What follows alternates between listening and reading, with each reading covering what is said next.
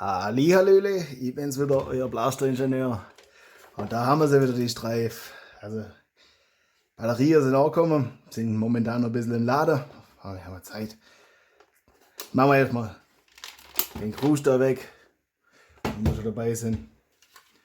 Das hintere, Rohr und das hintere Teil auch. Das brauchen wir nämlich gerade nicht. Ein bisschen wenig Platz hier. Da haben wir jetzt normale Batterien drin. Und halt den Käfig vom letzten Mal mit den Modellen. Und ich würde jetzt sagen, heute gucken wir mal, dass wir da auch das volle Potenzial aus den Dingen rausholen.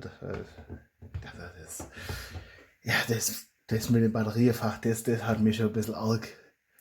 Das hat mich arg genervt, dass das Limit ist.